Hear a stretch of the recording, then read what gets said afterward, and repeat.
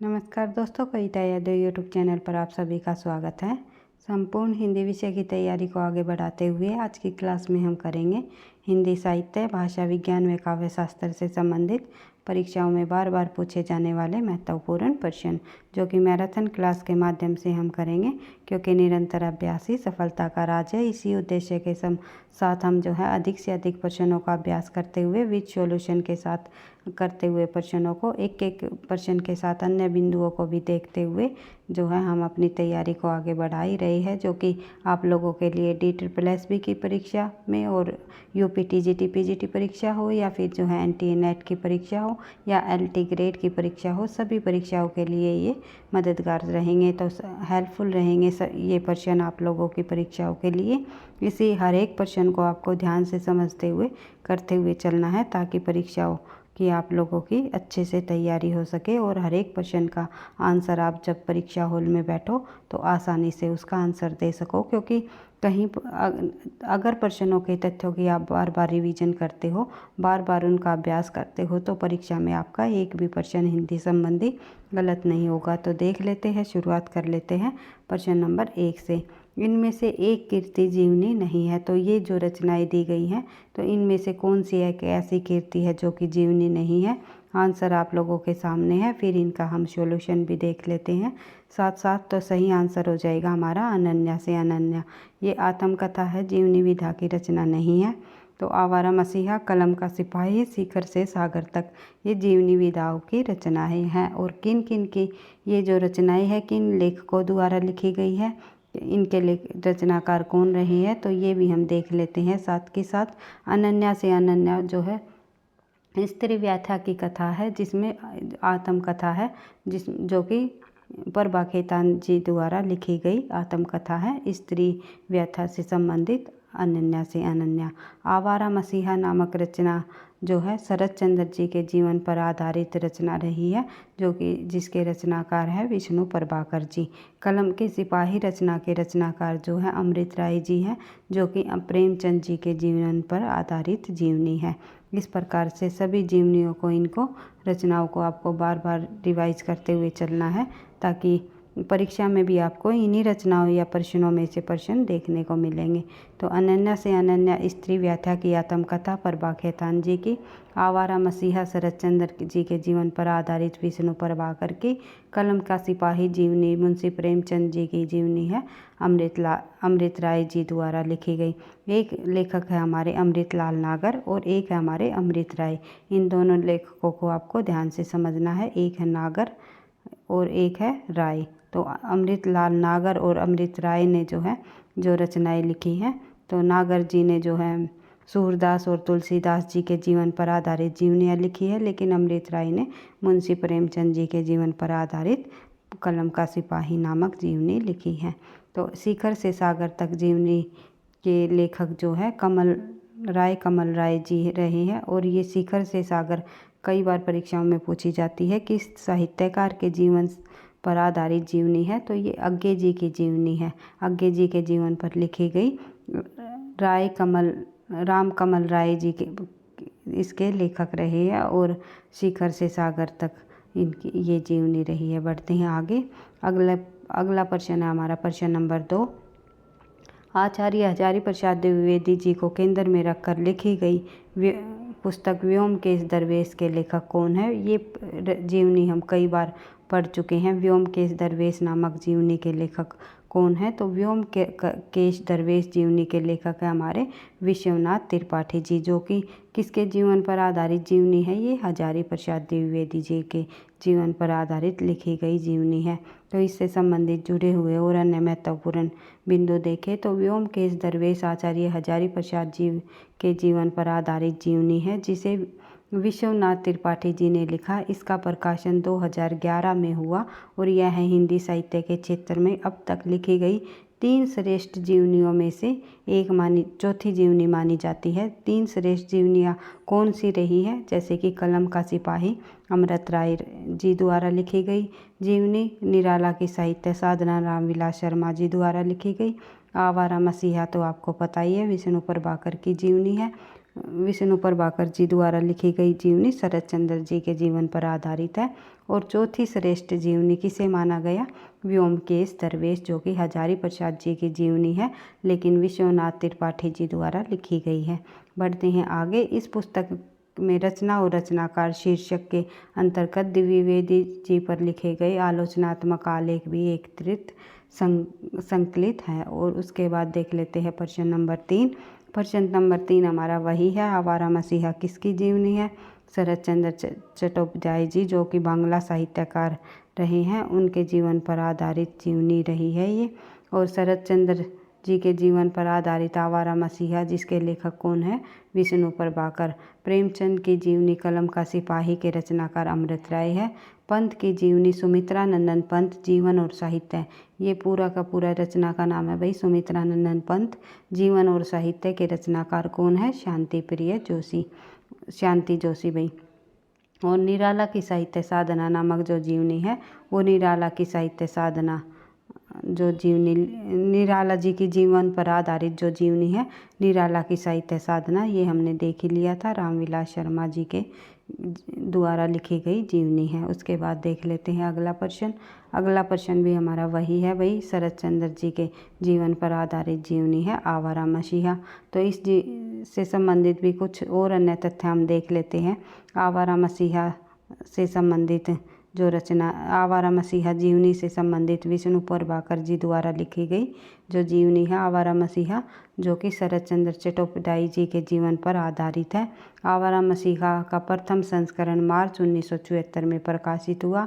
विष्णु प्रभाकर जी की 14 वर्षों की ये साधना का सफल प्रयास रहा आवारा मसीहा। और अर्धनारीश्वर उपन्यास के लिए विष्णु प्रभाकर जी को भारतीय ज्ञानपीठ का मूर्ति देवी सम्मान भी प्राप्त किया गया है। और जो है विष्णु प्रभाकर की और अन्य जो रचनाएं हैं जो कि परीक्षाओं में पूछी जाती है, उनमें शामिल है ढलती रात, शोपनमयी, अर्धनारीश्वर, धरती अब भी घूम रही है, क्षमादान, दो मित्र, पाप का घड़ा, होरी आदि इनकी प्रमुख रचनाएं हैं।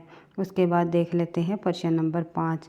प्रश्न नंबर 5 में हम देख लेते हैं अकाल पुरुष गांधी किसके जीवन पर आधारित रचना है? तो अकाल पुरुष गांधी जो है, सॉरी भाई, किसके जीवन पर आधारित जीवनी नहीं, प्रश्न में ये पूछा हुआ है कि ये जीवनी जो है अकाल पुरुष गांधी, इस जीवनी के लेखक कौन है? तो इसके रचनाकार कौन रहे हैं? तो ये प्रश्न में पूछा हुआ है।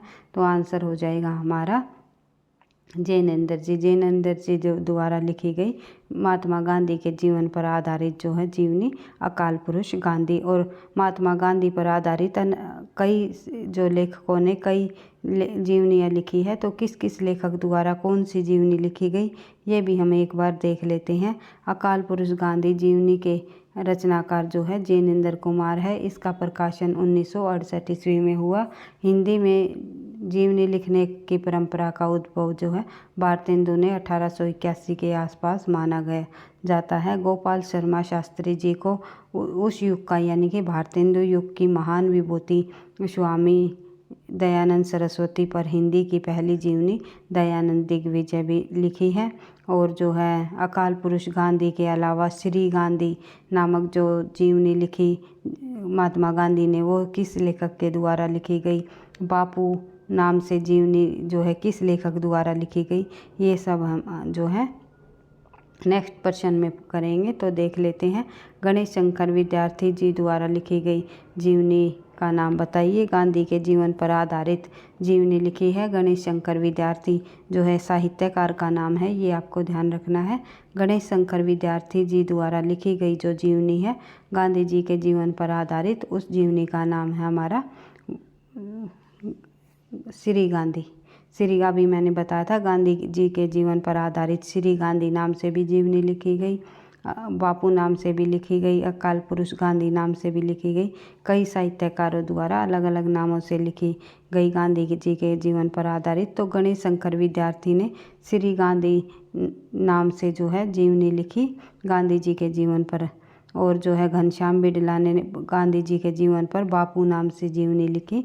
जैनेन्द्र कुमार ने अकाल पुरुष गांधी नाम से जीवनी लिखी। बढ़ते हैं आगे, प्रश्न नंबर हमारा 7 देख लेते हैं। निम्नलिखित आत्मकथाएं और उनके लेखकों में से कौन सा युगम सही है। तो सही युगम पूछा हुआ है और अन्य 3 युगम हमारे इस प्रश्न में गलत दिए हुए हैं, तो सही युगम हमें बताना है।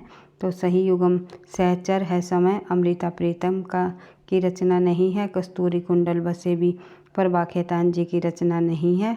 और जो है टुकड़े टुकड़े दास्तान अमृतलाल जी की रचना है। घर की बात चतुरसेन शास्त्री जी की भी नहीं है। ये रचनाएं किन साहित्यकारों की है, ये हम देख लेते हैं। आंसर हो जाएगा हमारा टुकड़े टुकड़े दास्तान अमृतलाल नागर जी की रचनाएं है। तो देख लेते हैं अगला जो और अन्य जो ऑप्शन में दिए हुए हैं, जैसे कि सहचर है समय के लेखक रामदस मिश्र जी है। और कस्तूरी कुंडल बसी की लेखिका जो है मैत्री पुष्पा जी है। घर की बात के लेखक जो है गुरुदत्त हैं। और एक है हमारा प्रेमचंद घर में है, वो ये जीवनी जो है प्रेमचंद जी के जीवन पर आधारित शिवरानी देवी ने लिखी, जो कि प्रेमचंद जी की पत्नी रही है। एक दूसरे से मिलती जुलती जो रचनाएं हैं, एक दूसरे से तथ्यों को जोड़ते हुए जब आप अपनी तैयारी को करोगे तो आप लोगों की बहुत ही अच्छे से तैयारी हो जाएगी, ताकि जो है अगर एक प्रश्न से मिलता जुलता कोई और अन्य प्रश्न भी परीक्षा में पूछा जाए तो आप आसानी से उसका सही आंसर दे सको। और भाई ये सभी परीक्षाओं के लिए हेल्पफुल रहेंगे। जिस भी परीक्षा में हिंदी साहित्य संबंधी प्रश्न पूछे जाते हैं, चाहे आप किसी भी स्टेट के अंतर्गत होने वाली टीजीटी पीजीटी परीक्षाओं की तैयारी कर रहे हो, या फिर एनटीए नेट की परीक्षा की तैयारी कर रहे हो, या फिर और अदर कोई सी परीक्षा की आप तैयारी कर रहे हो, तो सभी परीक्षाओं के लिए ये जो क्लास होगी आपके, ये प्रश्नों की जो सीरीज होगी आप लोगों के लिए काफ़ी मददगार साबित होगी। तो हम अधिक से अधिक प्रश्नों का अभ्यास करते हुए आगे बढ़ ही रहे हैं। अगर आपको वीडियो पसंद आती है, प्रश्न आपको लगता है आपकी परीक्षाओं के लिए हेल्पफुल है, तो प्लीज़ वीडियो को आप लाइक और कमेंट अवश्य किया करो, क्योंकि आपके लाइक और कमेंट से मुझे नेक्स्ट क्लास बनाने का मोटिवेशन मिलता है। तो देख लेते हैं प्रश्न नंबर 8। प्रश्न नंबर 8 में हम देख लेते हैं हरिवंश राय बच्चन की आत्मकथा को कितने भागों में जो है बांटा गया। हरिवंश राय बच्चन की आत्मकथा को हम कई बार पढ़ चुके हैं। 4 भागों में बांटा गया। क्या नाम रहा, किस सन में उन्हें प्रकाशित कराया गया, उनका समय क्या रहा, क्योंकि कई बार जो है हरिवंश राय बच्चन की इन 4 आत्मकथाओं को जो कितने खंडों में प्रकाशित कराया, तो इस प्रकार से उनको क्रम वाइज लगाने का भी प्रश्न पूछा जा सकता है। तो कई बार 98 नेट के अंतर्गत पूछा भी जा चुका है। और या फिर जो है आप लोगों के कंपटीशन और हिंदी संबंधी जितने भी हमारे ऑल कंपटीशन एग्ज़ाम है, कॉम्पिटिटिव एग्ज़ाम है, उन सभी परीक्षाओं में आप लोगों के लिए जो ये प्रश्न होंगे ये हेल्पफुल रहेंगे। तो देख लेते हैं बच्चन जी की जो आत्मकथाएं है 4 खंडों में प्रकाशित, उनको किस प्रकार से किया गया, कब उन्हें प्रकाशित किया गया, किस नाम से किया गया। तो क्या भूलूं क्या याद करूं नाम से जो है 1969 ईस्वी में प्रथम खंड को प्रकाशित कराया गया। द्वितीय खंड को नीड़ का निर्माण फिर नाम से जो है 1970 में प्रकाशित कराया गया। बसेरे से दूर तीसरे खंड को 1977 में प्रकाशित कराया गया। और 10 द्वार से सोपान तक चौथे खंड को जो है 1985 में प्रकाशित कराया गया। उसके बाद देख लेते हैं अगला प्रश्न, प्रश्न नंबर 9। कस्तूरी कुंडल बसे आत्मकथा की लेखक कौन है। तो ये आत्मकथा अभी हमने पढ़ा था, मैत्री पुष्पा जी की है। तो कस्तूरी कुंडल बसे नामक आत्मकथा मैत्री पुष्पा जी की है। तो कस्तूरी कुंडल बसे 2002 में मैत्री पुष्पा जी द्वारा लिखी गई आत्मकथा है। शीला झुनझुनवाला कृत आत्मकथा का नाम है कुछ कही कुछ अनकही। कुसुम अंचल द्वारा कृत आत्मकथा का नाम है जो कहा नहीं गया। और 1996 ईस्वी गोपाल प्रसाद व्यास द्वारा जो लिखी गई आत्मकथा है उसका नाम है कहो व्यास कैसी कही, 1995 ईस्वी। ये सभी आत्मकथाएं वेरी वेरी इंपॉर्टेंट है भाई, पिछली परीक्षाओं में पूछी गई है और बार बार परीक्षाओं में पूछे जाने वाली ये आत्मकथाएं हैं। तो आने वाली भविष्य में जो भी परीक्षाएं होंगी उन परीक्षाओं के लिए काफ़ी इम्पोर्टेंट रचनाएं हैं। ये आप इनको बार बार रिवाइज कर सकते हो। बढ़ते हैं आगे, प्रश्न नंबर 10। मेरी जीवन यात्रा किसकी आत्मकथा है। मेरी जीवन यात्रा नाम से जो आत्मकथा लिखी वो लिखी है राहुल सांस्कृत्यायन ने। राहुल सांसकर्तायन जी द्वारा लिखी गई मेरी जीवन यात्रा 1946 ईस्वी में राहुल सांसकर्तायन जी के जीवनी है।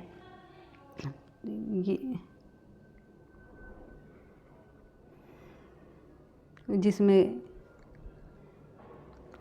राहुल सांसकर्तायन ने जो है अपनी जीवन में जो जितने भी यात्राएं की है उनके संबंध में उनकी चर्चा इस आत्मकथा के अंतर्गत की है। बढ़ते हैं आगे। इन्होंने 5 खंडों में प्रस्तुत किया है। ये पूछा जा सकता है मेरी जीवन यात्रा राहुल सांसकर्तायन ने कितने खंडों में प्रस्तुत किया है, तो 5 खंडों में, ध्यान रखना है। बढ़ते हैं आगे। मुड़ मुड़ के देखता हूँ राजेंद्र यादव की रचना है। तो ये किस विधा की रचना है? मुड़ मुड़ कर देखता हूँ राजेंद्र यादव की, ये इनकी आत्मकथा है। पढ़ते हैं आगे। मुड़ मुड़ कर देखता हूँ राजेंद्र यादव की आत्मकथा संबंधी रचना है। उन्होंने कहानी, उपन्यास, कविता, समीक्षा, निबंध और कथा, आत्मकथा आदि विधाओं की रचना की है राजेंद्र यादव ने। बढ़ते हैं आगे। अगला प्रश्न हमारा प्रश्न नंबर 12 है। अमृतसर में अनजान लड़की से क्या तेरी कुड़माई हो गई? पूछने वाले लहना सिंह की आयु कितनी थी? तो अमृतसर में अनजान लड़की से जो उसने कहा था, जो रचना है चंद्रधर शर्मा गुलेरी जी की, इस रचना से उन्होंने इन पंक्ति को उठाया है कि क्या तेरी कुड़माई हो गई है। एक लहना सिंह जो है एक लड़की से पूछते हैं, तो उस समय जो है लहना सिंह की, पूछने वाले लहना सिंह की आयु पूछी हुई है कि लहना सिंह की आयु कितनी है। ये पिछली परीक्षाओं में आया हुआ प्रश्न है, NTA नेट के अंतर्गत पूछा गया। जब लहना सिंह ने ये बात पूछी थी एक अनजान लड़की से, तो उस समय लहना सिंह की आयु केवल 12 वर्ष थी। बढ़ते हैं आगे। उसने कहा था चंद्रधर शर्मा गुलेरी जी द्वारा लिखी गई ये जो है रचना है। उसने कहा था चंद्रधर शर्मा गुलेरी जी द्वारा लिखी गई जो इनका ये उपन्यास है, कहानी है। और इस कहानी में जो पात्र है वो है लहना सिंह। मुख्य पात्र के रूप में लहना सिंह हमें देखने को मिलते हैं। और इसका रचना वर्ष है वो है 1915 ईस्वी। उसने कहा था प्रथम विश्व युद्ध की पृष्ठभूमि पर लिखी गई प्रेम संवेदना की कहानी है। चंद्रधर शर्मा गुलेरी ने 3 कहानियाँ लिखी। सुखमय जीवन 1911, बुद्धू का कांटा 1914 और उसने कहा था 1915। इन तीनों कहानियों को आपको ध्यान रखना है कब लिखी गई। इनको कई बार जो है पर क्रम वाइज लगाने का भी प्रश्न पूछा जाता है। बढ़ते हैं आगे। प्रश्न नंबर 13। सतपुड़ा के जंगल कविता में किस वाद्य यंत्र का उल्लेख हुआ? तो सतपुड़ा के जंगल जो कि भवानी प्रसाद मिश्र जी की कविता है, उसमें जो है हमें ढोल नामक वाद्य यंत्र का प्रयोग देखने का मिलता है। तो भवानी प्रसाद मिश्र की कविता सतपुड़ा के जंगल। भवानी प्रसाद मिश्र हिंदी के प्रसिद्ध कवि व गांधीवादी विचारक रहे हैं। जबकि होली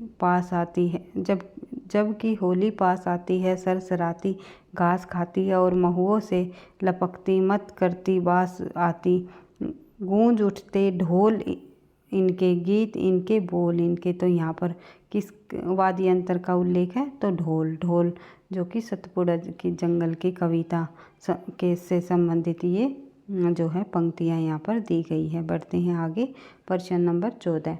जयशंकर प्रसाद का कौन सा उपन्यास हिंदू साम्राज्य की कथा पर आधारित है? तो जयशंकर प्रसाद जी का निम्नलिखित में से कौन सा उपन्यास हिंदू कथा पर आधारित उपन्यास है, ये पूछा हुआ है। तो आंसर हो जाएगा हमारा इरावती, जो कि इनका अधूरा उपन्यास रहा है जयशंकर प्रसाद जी का। इरावती जयशंकर प्रसाद जी का अपूर्ण उपन्यास है। इस उपन्यास में हिंदू समाज में शुंग काल का चित्रण दर्शाया हुआ है, जिसमें पुष्य मित्र और अग्निमित्र का समय चित्रित है। उसके बाद देख लेते हैं प्रश्न नंबर 15। आगे बढ़ते गए तो प्रश्न नंबर 15 हम देखते हैं। तो प्रगतिशील लेखक संघ के विरोध में इलाहाबाद में कौन सी संस्था उभरी? किस विचारधारात्मक आंदोलन के पक्ष में? प्रेमचंद जी ने ये कहा कि हमें सुलाने वाले साहित्य के बजाय जगाने वाले साहित्य की आवश्यकता है। हमें सुलाने वाले साहित्य की बजाय जगाने वाले साहित्य की आवश्यकता है। ये कथन किसका है, ये भी पूछा जा सकता है। मुंशी प्रेमचंद जी का है और ये प्रगतिशील संघ के विरोध में इलाहाबाद की जो है विचारात्मक आंदोलन के पक्ष में इन्होंने प्रेमचंद जी ने बोला था। और जो ये कौन सी संस्था उभरी थी इलाहाबाद में जो जिसमें इन्होंने ये कथन कहा था, तो तब वहाँ पर जो है प्रगतिवादी उभर कर सामने आ रहा था। तो तभी जो है मुंशी प्रेमचंद जी ने ये पंक्तियाँ कही थी। तो मुंशी प्रेमचंद जी ने यह बात प्रेमचंद जी ने प्रगतिशील लेखक संघ की जो अध्यक्ष अधिवेशन के रूप में उन्होंने कार्य किया था 1936 ईस्वी में के अध्यक्षता के दौरान इन्होंने ये कहा था। उसके बाद देख लेते हैं प्रश्न नंबर 16। लोक लाज कुल श्रृंखला तजी मीरा गिरिधर भजी सदृश्य गोपी का प्रेम प्रकट कल जूही दिखाओ मीराबाई विषयक छप्पे में उक्त पंक्तियाँ कहाँ से उद्धृत है। तो ये पंक्तियाँ मीराबाई विषयक छप्पे की जो ये पंक्तियाँ है ये कहाँ से ली गई है, ये पूछा हुआ है। तो ये ली गई है भक्तमाल रचना से। भक्तमाल रचना जो कि नाभादास जी की है। तो देख लेते हैं। लोक लाज कुल श्रृंखला तजी मीरा गिरिधर अली सदृश गोपी का प्रेम प्रकट कल जूही दिखाओ। ये पंक्तियाँ जो है भक्तमाल से ली गई है। भक्तमाल के रचनाकार नाभादास जी हैं। नाभादास अगरदास जी के शिष्य रहे हैं। इनका प्रसिद्ध ग्रंथ भक्तमाल संवत 1642 ईस्वी के पीछे से बना है और संवत 1769 में प्रियदास जी ने उसकी टीका लिखी है। और देख लेते हैं। इस ग्रंथ में 200 भक्तों के चमत्कारपूर्ण चरित्र 316 छप्पों में लिखी गई जो ये रचना है। 200 भक्तों का चमत्कार पूर्वक चित्रण इस रचना में दिखाया गया है। भक्तमाल में कई बार परीक्षाओं में पूछा जाता है भक्तमाल रचना में कितने भक्तों का जो है वर्णन किया है नाभादास जी ने। तो 200 भक्तों का वर्णन इसमें दिखाया है। और छप्पे कितने छप्पे हैं 316। और इन चरित्रों में पूर्ण जीवन व्यर्थ नहीं है, केवल भक्ति की महिमा सूचक बातें लिख गई हैं। उसके बाद देख लेते हैं आगे प्रश्न नंबर हमारा 17। कुछ प्रश्न हमने थोड़े से जो है एंटी-नेट के बेस पर आधारित भी प्रश्नों को यहाँ पर लिया है ताकि टीजीटी पीजीटी परीक्षाओं में इस प्रकार से भी अगर प्रश्नों को पूछा जाए तो आप लोग आसानी से उसका सही आंसर दे सको। समझ बेस के आधार पर प्रश्नों को यहाँ पर लिया है। तो देख लेते हैं। देवकीनंदन खत्री द्वारा रचित निम्नलिखित उपन्यासों को प्रथम प्रकाशन वर्ष के अनुसार पहले से बाद के क्रम में व्यवस्थित कीजिए। तो देवकीनंदन खत्री जी द्वारा जो ये उपन्यास लिखे गए हैं, देवकीनंदन खत्री जो है तिलिस्मी उपन्यासकार माने जाते हैं। उन्होंने तिलिस्मी संबंधी जो है उपन्यासों की रचनाएं की, जैसे कि चंद्रकांता संतति, भूतनाथ, चंद्रकांता, वीरेंद्र वीर, नरेंद्र मोहनी, ये सभी जो उपन्यास है ये देवकीनंदन खत्री जी द्वारा लिखे गए। अब हमें ये लगाना है कि ये सबसे पहले उपन्यास कौन सा लिखा गया और फिर उसके बाद कौन सा। तो इस प्रकार से हम देख लेते हैं। सबसे पहले नंबर पर आएगा हमारा चंद्रकांता। चंद्रकांता उपन्यास का जो समय है वो 1888 ईस्वी रहा। उसके बाद जो हमारा आएगा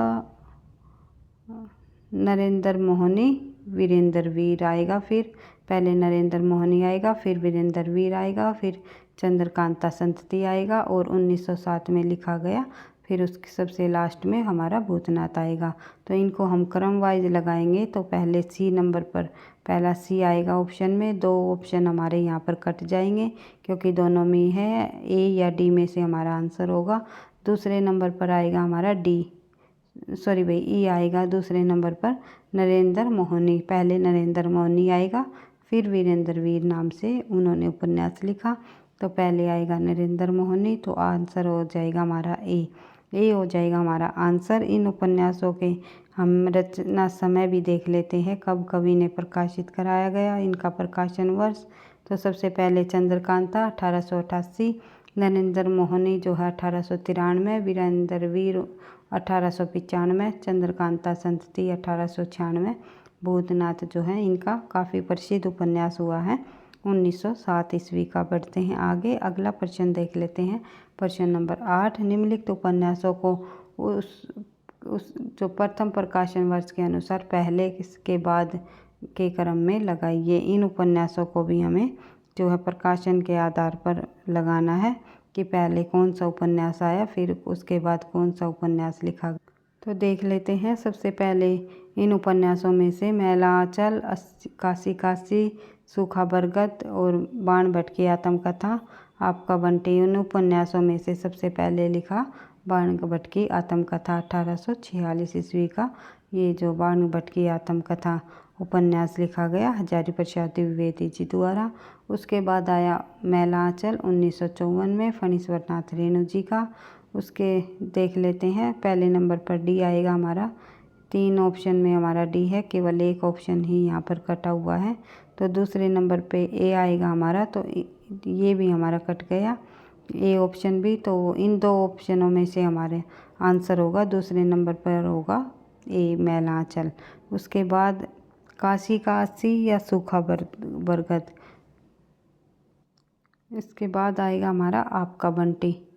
आपका बंटी उपन्यास आएगा। तो देख लेते हैं आंसर क्या होगा। तो आंसर हो जाएगा हमारा डी हमारा आंसर हो जाएगा। फिर उसके बाद सूखा बरगद, अंत में आएगा काशी का 80। तो देख लेते हैं इनका प्रकाशन वर्ष, किस उपन्यास का प्रकाशन वर्ष क्या रहा, रचनाकार का नाम देख लेते हैं। तो सही से प्रकाशन वर्ष के अनुसार जो है पहले से बाद का सही क्रम हम इन उपन्यासों को जब देखें तो उपन्यास का नाम है बाण भट्ट की आत्मकथा। 1946 में हजारी प्रसाद द्विवेदी जी द्वारा लिखा गया उपन्यास। फिर हमारा मैला आंचल 1954 ईस्वी में फणीश्वर नाथ जी द्वारा लिखा गया उपन्यास। फिर हमारा आपका बंटी 1971 में मनु भंडारी जी द्वारा लिखा गया। फिर है सूखा बरगद 1986 में मंजर श्याम जी द्वारा लिखा गया। उसके बाद अंत में काशी काशी आएगा। उसके बाद आगे देख लेते हैं प्रश्न नंबर 19। धूमिल की किस कविता में एकता युद्ध की और दया अकाल की पूंजी के रूप में बताई गई है। तो धूमिल की किस कविता में एकता युद्ध की और दया अकाल की पूंजी के रूप में बताई गई है। तो इसमें हमारा इस प्रश्न का आंसर हो जाएगा हमारा अकाल दर्शन। अकाल दर्शन किसकी कविता है, कई बार ये पूछा जा सकता है, तो ध्यान रखना है धूमिल की कविता सुदामा पांडे धूमिल इनका पूरा नाम है।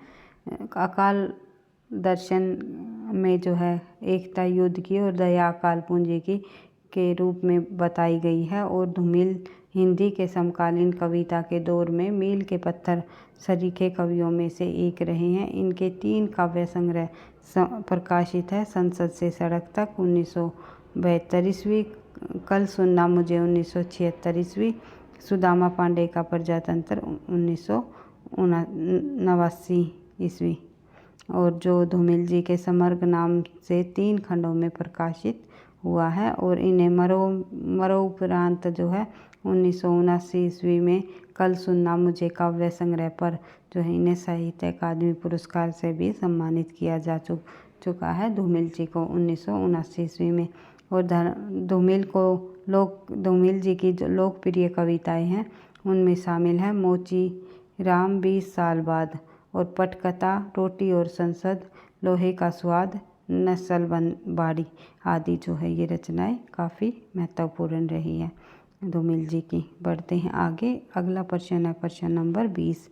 प्रश्न नंबर 20 हम देख लेते हैं। भारत दुर्दशा नाटक के संबंध में निम्नलिखित कथन पर विचार कीजिए। तो भारत दुर्दशा नाटक, इनमें मनोभावों का मानवीयकरण किया गया। इसमें कुल 6 अंक है, या फिर इसमें ब्रिटिश राज की निर्ममता का शोषण का चित्रण दर्शाया गया है, या संवाद कथ्य को गति देने में सहायक नहीं है, या इसका प्रकाशन 1881 में हुआ। तो आंसर क्या होगा हमारा? आंसर इसमें हो जाएगा हमारे 3 ऑप्शन बिल्कुल सही हैं।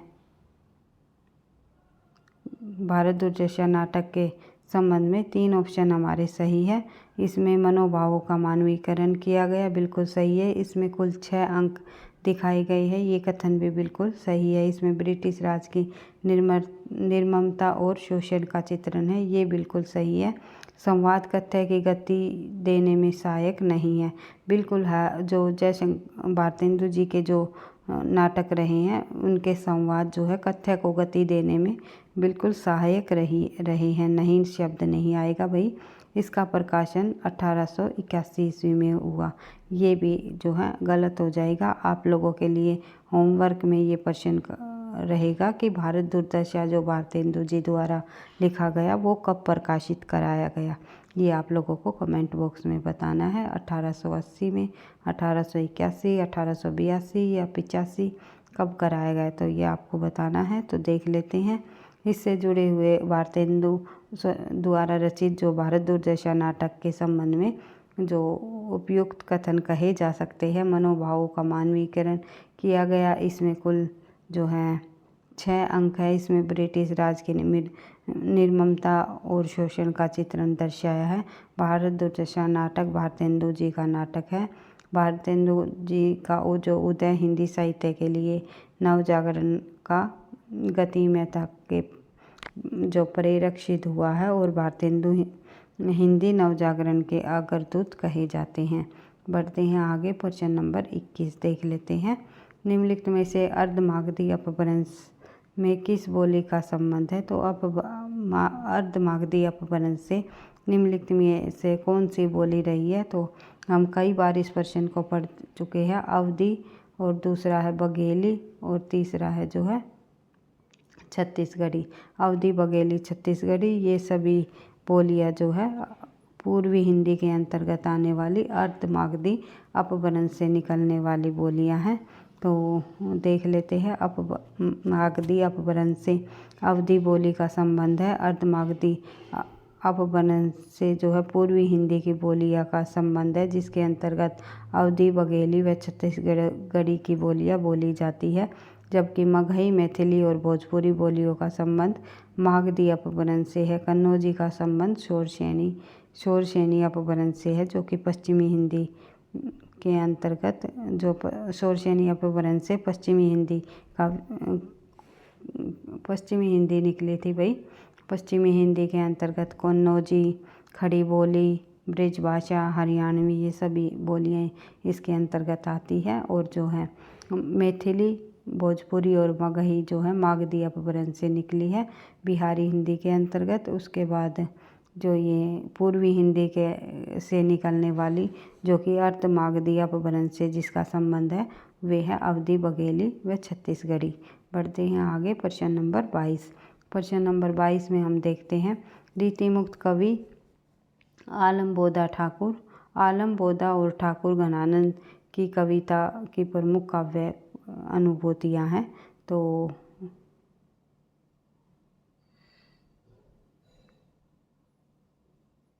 एक सेकंड भाई, इस प्रश्न में जो है भाई रीतिकाल के ये प्रमुख कवि रहे हैं, उनकी कविताओं की प्रमुख अनुभूति पूछी हुई है, किस प्रकार की रही है। तो आंसर हो जाएगा हमारा हृदय की सच्ची अनुभूति की आनंदात्मक अभिव्यक्ति इनकी कविताओं में हमें देखने को मिलती है। रीतिमुक्त कवि आलम बोधा ठाकुर और घनानंद की कविताओं की प्रमुख काव्य अनुभूति जो है हृदय की सच्ची अनुभूति की आनंदात्मक अभिव्यक्ति मानी जाती है। बढ़ते हैं आगे, प्रश्न नंबर 23। यह नाटक इस अर्थ में समकालीन नाटक है कि यह किसी भी समय के अन्याय, अनाचार, भ्रष्टाचार, विवेक शून्यता और मनमान्य पर रोशनी डालता है। इस प्रहसन में व्यंग्य के माध्यम से जो कुछ भी कहा गया उतना अधिक कहने की गुंजाइश भी नहीं है। अंधेर नगरी के संबंध में ये कथन किसका है, तो ये कथन किस नाटक से लिया गया है, भारतेंदु जी द्वारा रचित अंधेर नगरी नाटक से लिया गया है।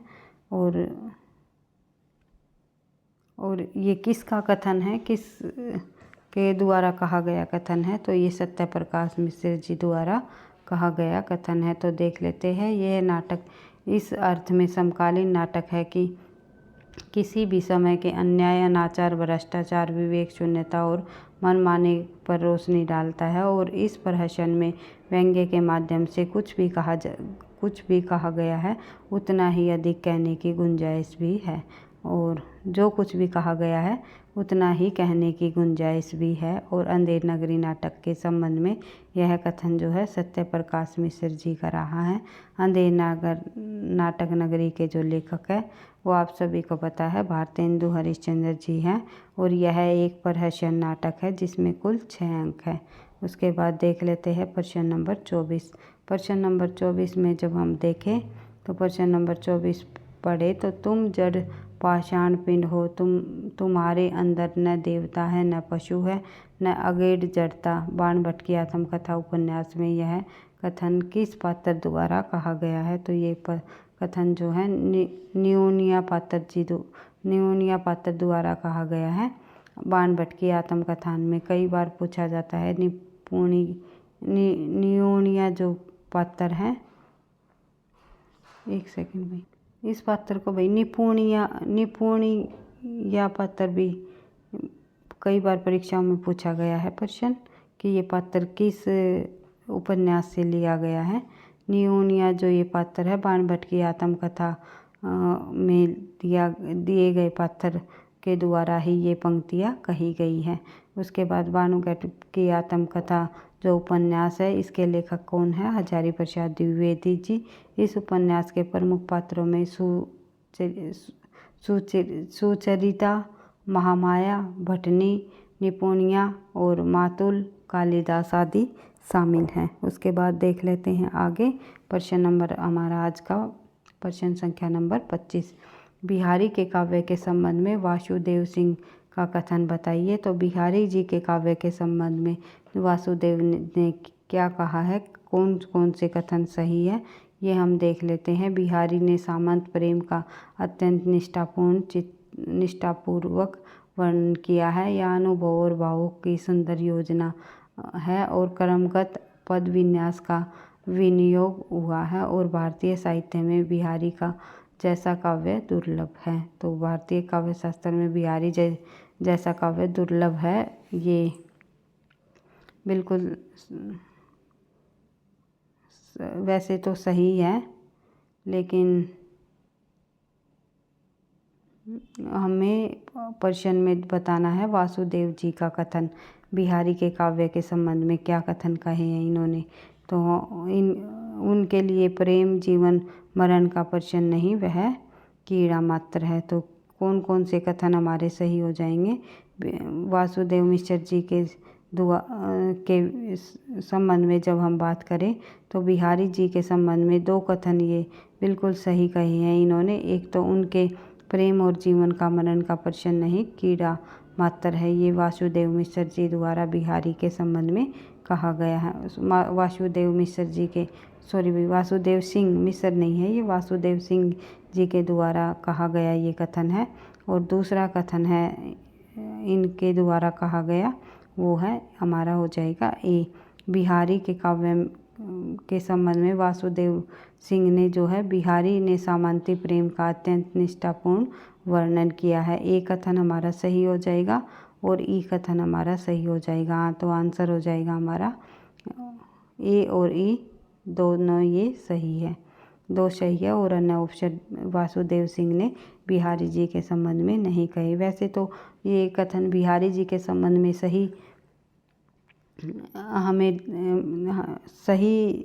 यहाँ पर हमें देखने को मिल रही है कि बिहारी जी के संबंध में इन कथनों को भी कहा जा सकता है, लेकिन यहाँ पर प्रश्न में वासुदेव सिंह के संबंध विचार से पूछा गया प्रश्न है, तो इसके विचार से हमें इन 2 ऑप्शनों को ही यहाँ पर टिक लगाना है, ए और ई। बढ़ते हैं आगे। बिहारी जी के संबंध में कुछ और अन्य महत्वपूर्ण बिंदु देख लेते हैं। बिहारी काव्य के संबंध में वासुदेव सिंह का कथन है कि बिहारी ने सामंती प्रेम का अत्यंत निष्ठापूर्ण वर्णन किया। उनके लिए प्रेम जीवन और मरण का प्रश्न नहीं, कीड़ा मात्र है। बिहारी रीतिकाल के सर्वश्रेष्ठ कवि रहे हैं। बिहारी सतसई की प्रथम टीका लिखने वाले कृष्णलाल कवि रहे हैं, और बिहारी सतसई की प्रथम टीका किसने लिखी, ये प्रश्न भी पूछा जा सकता है।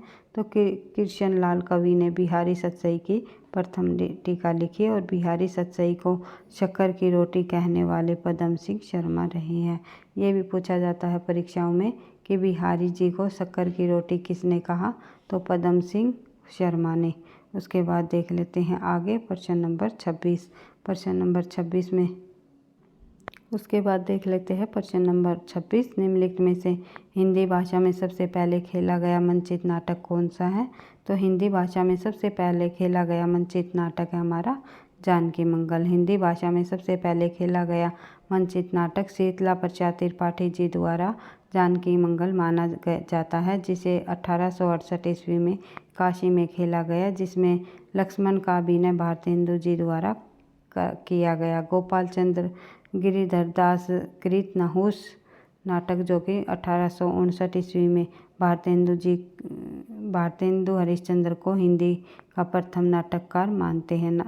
नाटक को भारतेंदु हरिश्चंद्र जी द्वारा जो हिंदी का प्रथम नाटक माना जाता है वो नहुस को माना जाता है, जो कि उनके जो पिताजी है गोपाल गिरिधर दास अर्थात गोपाल चंद्र जी द्वारा लिखा गया है। फिर शकुंतला नाटक 1862 में लिखा गया। यह नाटक जो है राजा लक्ष्मण सिंह तथा विद्या सुंदर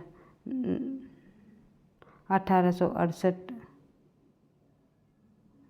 यह नाटक जो है शकुंतला नाटक 1862 का नाटक राजा लक्ष्मण सिंह द्वारा रचित है तथा विद्या सुंदर जो नाटक है 1868 ईस्वी में भारतेंदु जी द्वारा रचित है। उसके बाद देख लेते हैं प्रश्न नंबर 27।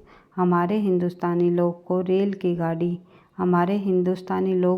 की गाड़ी है। यदि फर्स्ट क्लास आदि गाड़ी बहुत ही अच्छी और बड़े बड़े महसूल की इस ट्रेन में लगी है, पर बिना इंजन सब नहीं चल सकती, वैसे ही हिंदुस्तानी लोगों को कोई चलाने वाले हो तो ये क्या नहीं कर सकते। तो ये जो पंक्तियाँ हैं ये किस निबंध से ली गई है, ये पूछा हुआ है। तो आंसर हो जाएगा हमारा भारतवर्षों उन्नति कैसे हो सकती है, जो कि भारतेंदु जी द्वारा लिखा गया निबंध है। तो भारतेंदु हरिश्चंद्र जी द्वारा लिखा गया भारतवर्षों उन्नति कैसे हो सकती है 1884 में लिखा गया ये निबंध है। और दिल्ली दरबार दर्पण 1858 में भारतेंदु जी का निबंध है। शिव मूर्ति निबंध जो है प्रताप नारायण मिश्र जी द्वारा लिखा गया निबंध है। शिव शंभू के चिट्ठे जो निबंध है ये बाल मुकुंद गुप्त जी द्वारा लिखा गया निबंध है। बढ़ते हैं आगे। अगला प्रश्न है हमारा प्रश्न नंबर 28। निम्नलिखित में से यह कथन कि काव्य शब्दोयम गुणालंकारम संस्कृतयो शब्दार्थ वर्तते, जो ये पंक्तियाँ हैं ये किस संस्कृत विद्वान द्वारा कही गई पंक्तियाँ हैं। तो ये पंक्तियाँ हैं वामन जी की।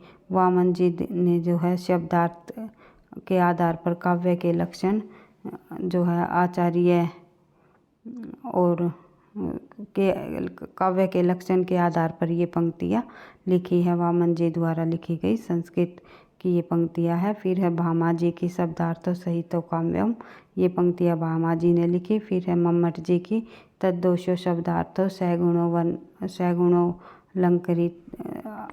अलंकृति और पुण्य कवापी, ये पंक्तियाँ मम्मट जी द्वारा लिखी गई है। फिर है विश्वनाथ जी द्वारा वाक्यम रसात्मक काव्यम। तो इस प्रकार से सभी पंक्तियों को आपको ध्यान से बार बार रिवाइज कर लेना है, क्योंकि इन्हीं पंक्तियों में से जो है परीक्षा में भी प्रश्न हमें देखने को मिलते हैं। सभी जो भारतीय काव्य शास्त्र के अंतर्गत ये जो प्रमुख विद्वान हैं इनको आपको ध्यान से पढ़ना है। बढ़ते हैं आगे। प्रश्न नंबर 29। हिंदी साहित्य के आरंभिक काल को आचार्य रामचंद्र शुक्ल जी ने क्या नाम दिया। ये प्रश्न हम काफ़ी बार पढ़ चुके हैं। शुक्ल जी द्वारा जो प्रारंभिक काल है हिंदी साहित्य का, जो आरंभिक काल है, शुरुआती काल है, यानी कि आदिकाल को नाम क्या दिया रामचंद्र शुक्ल ने, तो वीर गाथा काल कहा है। अलग अलग विद्वानों द्वारा अलग अलग नाम दिए गए, जैसे कि चारण काल जॉर्ज ग्रियर्सन ने, प्रारंभिक काल मिश्र बंधु, बीज वपन काल आचार्य महावीर प्रसाद द्विवेदी जी द्वारा, वीर गाथा काल जो है आचार्य रामचंद्र शुक्ल जी द्वारा दिया गया, सिद्ध सामंत काल राहुल सांस्कृतायन ने कहा, तो वीर काल कहने वाले विद्वान हुए विश्वनाथ प्रसाद मिश्र जी। आदिकाल को आदिकाल नाम दिया हजारी प्रसाद द्विवेदी ने, आधार काल कहा सुमन राजे ने। बढ़ते हैं आगे। वीर गाथा काल का कवि नहीं है इनमें से, यानी वीर गाथा काल यानी कि आदिकाल जो कि आचार्य रामचंद्र शुक्ल जी द्वारा आदिकाल को वीर गाथा काल नाम दिया है। तो वीर गाथा काल का इनमें से कौन सा कवि नहीं है ये पूछा हुआ है, तो आंसर हो जाएगा हमारा नामदेव। नामदेव जो है भक्ति काल के अंतर्गत निर्गुण काव्य धारा के अंतर्गत कवियों सबसे पहले कवि माने जाते हैं, लेकिन बाद में उन्होंने सगुण भक्ति को अपना लिया था। भक्त नामदेव जी का जन्म जो है 29 अक्टूबर 270 ईस्वी में इनका जन्म हुआ और 1350 में इनकी मृत्यु हो गई थी। जो नामदेव सिंह जो है हिंदू धर्म के वारकरी संप्रदाय के एक संत कवियों में शामिल है। नामदेव, ज्ञानदेव, एकनाथ और तुकाराम, ये 4 कवि रहे हैं महाराष्ट्र के संत कवियों में, जो कि उन्होंने वारकरी संप्रदाय को आगे तक चलाया है। और अगला प्रश्न देख लेते हैं, वीर गाथा काल के सर्वश्रेष्ठ कवि कौन माने जाते हैं। तो वीर गाथा काल के अंतर्गत आने वाले हिंदी के पहले कवि माने जाने वाले चंद बरदाई जी है। तो देख लेते हैं, चंद बरदाई हिंदी का पहला कवि माना जाता है और इनके रचनाकार जो है पृथ्वीराज रासो। इनकी जो रचना है चंद बरदाई जी की, पृथ्वीराज रासो को हिंदी की पहली रचना भी माना जाता है। और पृथ्वीराज रासो हिंदी का सबसे पहला बड़ा महाकाव्य भी माना जाता है, जिसमें कि 10,000 से अधिक छंद है और तत्कालीन प्रचलित 6 भाषाओं का इसमें प्रयोग किया गया है। इसीलिए इनकी भाषा जो है पृथ्वीराज रासो की भाषा डिंगल प्लस पिंगल भाषा मानी जाती है। अलग अलग भाषाओं के शब्दों का इसमें मेल हुआ है। डिंगल यानी अपभ्रंश प्लस राजस्थानी और पिंगल यानी अपभ्रंश प्लस ब्रज।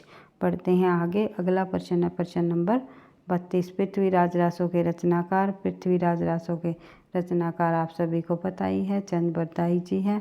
कबीर की भाषा क्या थी? कबीर की भाषा का भी आपको पता है। कबीर की भाषा सदुकड़ी या पंचमैली खिचड़ी मानी जाती है।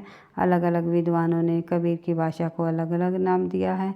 तो सदुकड़ी नाम देने वाले विद्वान हुए हैं रामचंद्र शुक्ल जी, और कबीर की भाषा को पंचमैली खिचड़ी कहा है श्याम सुंदर दास जी ने। इस प्रकार से आपको हर एक प्रश्नों को ध्यान से समझते हुए चलना है। तो देख लेते हैं इससे संबंधित और अन्य जुड़ी हुई बातें। कबीरदास जी की भाषा को सदुकड़ी नाम किसने दिया? रामचंद्र शुक्ल जी ने। तो ये ध्यान रखना है। पंचमैली खिचड़ी भी कहा जाता है कबीरदास जी की भाषा को, जो कि श्याम सुंदर दास जी ने कहा। उसके बाद इनकी भाषा में हिंदी भाषा की सभी बोलियों को सम्मिलित किया गया है। कबीरदास जी की जो भाषा है सदुकड़ी व पंचमैली खिचड़ी। पंचमैली खिचड़ी यानी 5 भाषाओं के शब्दों के मेल को पंचमैली खिचड़ी कहा गया। और सदुकड़ी भी जो है कबीरदास जी की भाषा में जो अन्य शब्दों के मेल के द्वारा बनी गई भाषा को ही कहा गया। तो इसमें कई भाषाओं के शब्दों का मेल किया गया, जैसे कि राजस्थानी, हरियाणवी, पंजाबी, खड़ी बोली, अवधी, ब्रज भाषा आदि शब्दों की बहुलता हमें कबीर की भाषा में देखने को मिलती है। कबीर का जो कबीर या भगत कबीर जो है 15वीं शताब्दी के भारतीय रहस्यवादी कवियों और संतों में आते हैं, और वे हिंदी साहित्य के भक्ति काल युग में ज्ञानाश्री निर्गुण शाखा की काव्य धारा के प्रवर्तक कवि माने जाते हैं। वे हिंदू धर्म व इस्लाम को न मानते हुए धर्म निरपेक्ष कवि रहे हैं। उन्होंने समाज में फैली कुरीतियाँ, कर्मकांड, अंधविश्वास की निंदा की है और समाज में बुराइयों की कड़ी आलोचना की है। तो ये थे कबीर के संबंध में इस प्रश्न से जुड़ी हुई कुछ महत्वपूर्ण बिंदु। तो देख लेते हैं अगला प्रश्न, प्रश्न नंबर 34। कन फटा कपि कुंजर भारी, दुहु भुज दंड तमकी महामारी ढोलत धरनी सभापद खसे चले बाजी भय मारुत गर्जे। जो ये पंक्तियाँ हैं ये किसके द्वारा लिखी गई हैं? तो ये जो है तुलसीदास जी द्वारा लिखी गई प्रसिद्ध पंक्तियाँ हैं। अपने दिग्ग जीवन काल में तुलसीदास जी के काल कर्मानुसार निम्नलिखित कालजयी ग्रंथों की रचना हुई है। उन्होंने जैसे कि रामलला न छू, वैराग्य संदीपनी, राम आज्ञा प्रसन्न, जानकी मंगल, रामचरितमानस, सतसई, पार्वती मंगल, गीतावली, विनय पत्रिका, कृष्ण गीतावली, बरवे रामायण, दोहावली और कवितावली, बाहुक सहित जो ये रचनाएं हैं ये काफ़ी प्रसिद्ध है तुलसीदास जी की। इन्हीं रचनाओं में से हमें एक प्रश्न देखने को मिलते हैं। अगला प्रश्न देख लेते हैं। प्रश्न नंबर 35। नैन जो देखा कमल सा, निर्मल नीर शरीर, हंसद जो देखा हंस बा, दर्शन नगहीर। जो ये पंक्तियाँ हैं इन पंक्तियों के रचनाकार कौन माने जाते हैं? तो ये जो प्रसिद्ध पंक्तियाँ हैं इन पंक्तियों के रचनाकार रहे हैं जायसी जी। मलिक मोहम्मद जायसी जी द्वारा लिखी गई ये पंक्तियाँ हैं। जायसी जी द्वारा की प्रमुख रचनाएं आपको पता ही है, पद्मावत, अखरावट, आखिरी कलाम, कहरनामा, चित्ररेखा और कहानावत आदि इनकी प्रसिद्ध रचनाएं हैं। शिवा बावनी के रचनाकार कौन है? शिवा बावनी जो रचना है भूषण जी की रचना है ये। इसमें शिवराज भूषण के जो वीरता का वर्णन शिवा बावनी में भूषण जी ने किया है। भूषण द्वारा रचित 52 छंदों का ये काव्य माना जाता है शिवा बावनी। और इसमें छत्रपति शिवाजी महाराज के शौर्य और पराक्रम आदि का ओजपूर्ण वर्णन हमें देखने को मिलता है। और भूषण रीतिकाल के 3 प्रमुख हिंदी कवियों में से एक माने जाते हैं। अन्य 2 कवि जो है वो है बिहारी और केशवदास। बिहारी और केशवदास के अलावा भूषण भी जो है हिंदी के कवियों में सर्वश्रेष्ठ कवियों में शामिल है। रीतिकाल के अंतर्गत रीतिकाल में जब सब कवि श्रृंगार रस की रचना कर रहे थे तो वीर रस की प्रमुखता से रचना करने वाले भूषण ने अपने आप को सबसे अलग साबित कर लिया। भूषण की उपाधि उन्हें त्रिकुट के राजा रुद्रशाह के पुत्र हृदय राम ने प्रदान की थी। भाई ये आपको ध्यान रखना है, भूषण की उपाधि किसके द्वारा प्रदान की गई। इसके साथ ही ऑप्शन में दिए गए और अन्य लेखकों की भी रचना हम देख लेते हैं। जसवंत सिंह जी द्वारा लिखी गई रचना भीतरी दरवाजे, गोली और दिल, नया चेहरा, विरदी की प्रतिनिधि कहानियाँ आदि जो है रचनाएं जो है जसवंत सिंह की है। और उसके बाद केशवदास जी की रचनाएं देख लेते हैं। कवि प्रिया, रसिक प्रिया, रामचंद्रिका, वीरदेव सिंह चरित्र, विज्ञान गीता, रतन बावनी और जहांगीर जसचंद्रिका आदि रचनाएं केशवदास जी की हैं। उसके बाद पद्माकर जी की रचनाएं हैं हिम्मत बहादुर, विरुद्धावली, पद्माभरण, जगत विनोद, राम रसायन जो है गंगा लहरी, अलीजा प्रकाश और प्रताप सिंह, विरुद्धावली, प्रबोध पचासा, ईश्वर पचीसी, यमुना लहरी, प्रताप सिंह, सफ़रनामा और भगवंत पंचशिका और राजनीति कली पच्चीसी, रायशाह, हितोपदेश भाषा और अश्वमेघ आदि जो ये प्रसिद्ध पंक्तियाँ ये प्रसिद्ध रचनाएं हैं। भाई सॉरी काफ़ी देर हो गई बोलते बोलते, शब्द भी इधर उधर निकलने लग गए। तो पद्माकर जी की ये रचनाएं हैं। कुछ प्रश्नों को और कर लेते हैं ताकि हम जो है कम से कम आज की क्लास में 40 प्रश्नों को विद सॉल्यूशन के साथ कंप्लीट कर ले। तो देख लेते हैं प्रश्न नंबर 37। नर की अरु नल नीड की गति एक करी जोड़ तेजो जे तो नीचो है चले ते तो ऊँचे होए। यानी जो नल की गति है जितनी हम नीचे करते हैं, नीचे की तरफ उसका भाव करते हैं उतनी ही अधिक वो तेज जो है गति से चलती है। उसी प्रकार जो मनुष्य का जो स्वभाव होता है जितना विनम्र होता है उतने ही उसके जो यश को ऊपर उठाता है। तो ये भाव इस पंक्तियों के द्वारा हमें देखने को मिलते हैं। तो ये पंक्तियाँ ये पूछी हुई है किस लेखक द्वारा लिखी गई है। तो बिहारी जी की प्रसिद्ध पंक्तियों के अंतर्गत ये शामिल है। तो देख लेते हैं। बिहारी लाल का नाम हिंदी साहित्य में रीतिकाल के कवियों में जो है महत्वपूर्ण नाम आता है बिहारी जी का। और रीतिकाल के रीतिसिद्ध कवियों के प्रतिनिधि कवि भी माने जाते हैं बिहारी जी।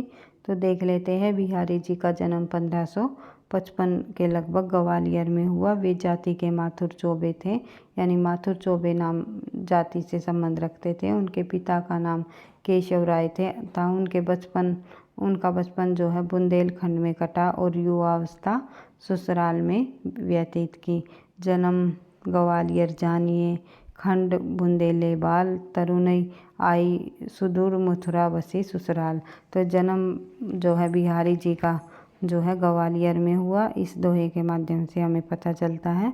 और मृत्यु जो है ससुराल में जाकर जो है मथुरा में जाकर जो है इनकी ससुराल में ये जाकर बस गए। मथुरा इनकी ससुराल रही और यहीं पर जो है इनकी मृत्यु भी मानी जाती है। इनकी मृत्यु मथुरा में ही हो गई थी। बढ़ते हैं आगे। प्रश्न नंबर 38। सखी वे मुझसे कहकर जाते प्रस्तुत पंक्तियों के रचयिता कौन रहे हैं। तो सखी वे मुझसे कह के जाते ये पंक्तियाँ जो है निम्नलिखित में से मैथिली शरण गुप्त जी द्वारा लिखी गई। इनकी रचना जो है साकेत से ली गई है। एक मिनट, आई थिंक यशोधरा की पंक्तियाँ है भाई। इनकी रचना मैथिली शरण गुप्त जी की यशोधरा रचना से ली गई पंक्तियाँ है ये। जब गौतम बुद्ध घर छोड़कर जो है गृह त्याग करके चले जाते हैं।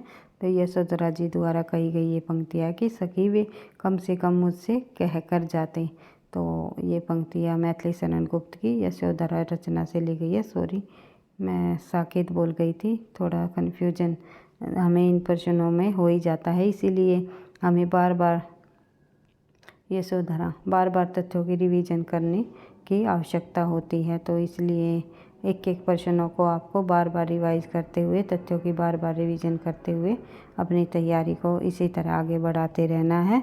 और कोई भी किसी प्रकार का कन्फ्यूजन हो अगर किसी हिंदी साहित्य से संबंधित, तो आप जो है कमेंट बॉक्स में लिख करके बता सकते हो। मैं अवश्य ही आपके कमेंट बॉक्स की सॉल्यूशन को करने की कोशिश करूँगी। तो देख लेते हैं प्रश्न नंबर आज का हमारा 38। सखी वे मुझसे कह के जाते मैथिली शरण गुप्त जी की पंक्तियाँ है। मैथिली शरण गुप्त जी की और अन्य प्रमुख रचनाएं हैं।